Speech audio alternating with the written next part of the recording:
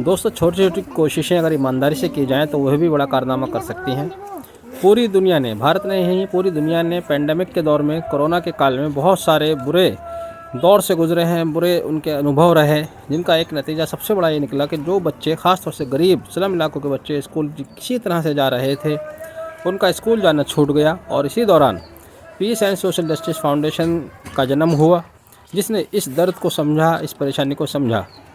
Piece and Social Justice Foundation, जो कि Riyasat Ali advocate, doctor Farooq Mufti Mursaleen, Abid Ansari advocate और बहुत से साथी जिससे मैं भी जुड़ा हुआ हूँ, उनकी एक पहल थी, जिस पहल ने यह कोशिश की कि जो बच्चे स्कूल नहीं जा रहे हैं उनको किसी तरह से स्कूल भेजा जाए, और वह कोशिश अब धीरे धीरे रंग लाती हुई दिखाई दे रही है।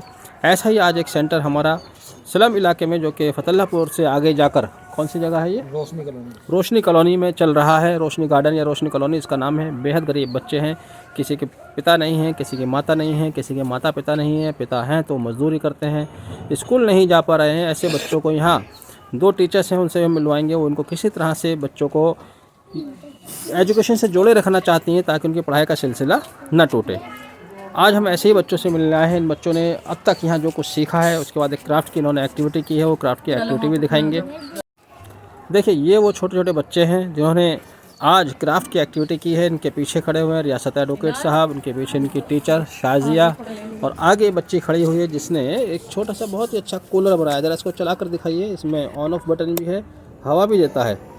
कूलर बनाया है। इसके साथ इन बच्चों ने ये हट बनाई है जिसमें रहने सहने का बहुत अच्छा इन्होंने एक कल्पना की है। झोंपड़ी है जिसके अंदर कुछ सामान भी रखा हुआ है, साथ में एक लॉन बनाया गया है। इस बच्ची ने ये घड़ी बनाई हुई है जो टाइम दिखा रही है 7:10। देखो, इस बच्ची ने अपनी ड्राइंग की है। ये क्या बनाया आपने? ये कुछ समझ में नहीं आ रहा, क्या है बेटा? ये झूला बनाया है। इसने बहुत अच्छा हार्ट बनाया जिस पर इंडिया का झंडा दिखाई दे रहा है, फ्लावर है, फिर एक घड़ी बनाई हुई है। इसी तरह से इन बच्चों ने बहुत अच्छी अच्छी पेंटिंग्स की हैं, ड्राइंग्स की हैं, बहुत अच्छी एक्टिविटी की हैं। ये क्या है आपके हाथ में बेटा? झाल सा है। इसने फिश बनाई हुई है। इसी तरह से इन्होंने आई लव यू इंडिया लिखा हुआ है, हैप्पी न्यू ईयर लिखा हुआ है। तो छोटे छोटे बच्चे हैं, स्लम के बच्चे हैं। इन बच्चों ने बहुत ही मेहनत से ये चीज़ें तैयार की हैं। इसने ये पेन होल्डर बनाया हुआ है, पेन होल्डर बनाया हुआ है। इस बच्ची ने फ्लावर बनाया हुआ है। और ये एक इनके टीचर हैं शाजिया, और इत्तेफाक से दूसरी टीचर है इनकी, ये भी शाजिया। ये इन्हीं की देख रेख में चल रहा है ये वाला सेंटर। जो शाजिया पहले वाली हैं, इनकी देख रेख में किदवाई नगर में सेंटर चलता है, और आपकी देख रेख में ये रोशनी कॉलोनी वाला सेंटर चल रहा है। कितने दिन हो गए आपको उनके साथ काम करते हुए? मुझे 2 साल हो गए हैं। जब से लॉकडाउन लगा है तब से मैं ये सेंटर चला रही हूँ। क्या फ़र्क आ रहा है इन बच्चों के अंदर? सर, इन बच्चों के अंदर बहुत एक्टिविटी दिख रही है। पहले इनको किताब भी पकड़नी नहीं आती थी, लेकिन जब से यहाँ पर लगे हैं इनको बहुत कुछ आ गया है। हमारे इस सेंटर से कुछ बच्चे पढ़कर आगे स्कूल में भी गए हैं। जी, हमारे यहाँ से जब हमने शुरू किया था 120 बच्चे थे, और उसमें से 52 बच्चे हमने स्कूल में भेज दिए। और ये बच्चे जो अब यहाँ पर हैं? सर, ये इस साल एडमिशन लेने के लिए बोल रहे हैं। कराएंगे आप इनका? जी। रियासत वकील साहब, जिनकी ये कोशिश रही है, बहुत ज़्यादा इन्होंने मेहनत की है, जिसकी वजह से सेंटर चल पा रहा है। अब कितना वक्त हो गया इनको चलते हुए सेंटर को? हाँ, लगभग 2 साल से हम ये सेंटर चला रहे हैं। इस 2 साल में आपको क्या कुछ हासिल होता हुआ दिखाई दे रहा है? हाँ, हासिल हुआ कि लगभग 120 बच्चे पहले हमारे पास थे, और बच्चों ने मेहनत की है। उसमें से हमारी टीचर ने, साजिया ने मेहनत की है।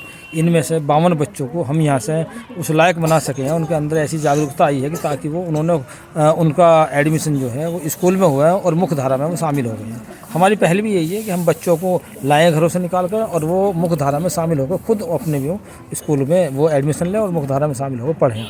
चलिए, आपकी कोशिश बहुत अच्छी है, कामयाब होती दिखाई दे रही है। एक और हट काफ़ी बड़ी दिखाई दे रही है भाई। ये क्या नाम है आपका?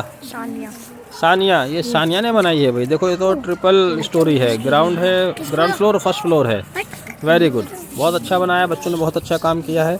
ये आपकी मेहनतें इंशाल्लाह कामयाब होंगी। इसी तरह से मेहनत कीजिए। मैं हमेशा कहता हूँ कि सिर्फ एक पेन और एक कागज़, 2 चीज़ चाहिए, और आप किसी शहर के कलेक्टर बन सकते हैं, डीएम बन सकते हैं, स्टेट के राज्य के सेक्रेटरी बन सकते हैं। हमारी खुश दुआएं आपके साथ हैं। ऐसे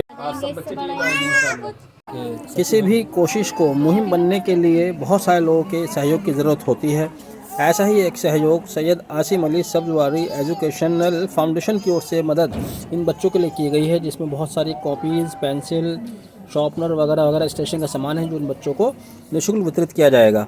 सैयद आसिम अली सब्जवारी एजुकेशन फाउंडेशन की ओर से अनस सब्जवारी साहब ने 200 कॉपीज़ और इतनी ही मात्रा में पेंसिल और तमाम स्टेशनरी सामान इनको गिफ्ट दिया है। उनका भी बहुत बहुत शुक्रिया। अभी ये सामान बच्चों में वितरित किया जाएगा।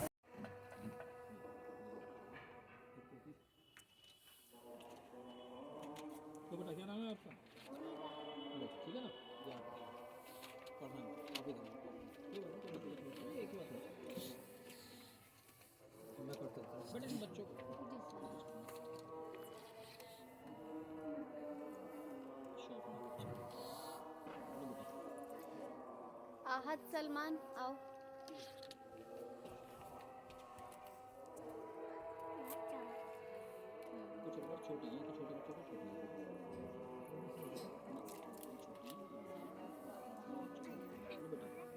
चलो जाओ ले। आप देख सकते हैं कि आपका थोड़ा सा कंट्रीब्यूशन इन छोटे छोटे मासूम बच्चों के चेहरे पर किस तरह से खुशी ला रहा है। ये बच्चे छोटा सा आपका तोहफ़ा लेकिन इनके लिए बहुत बड़ा हो जाता है। ये इस तोहफ़े को लेकर बहुत खुश हैं।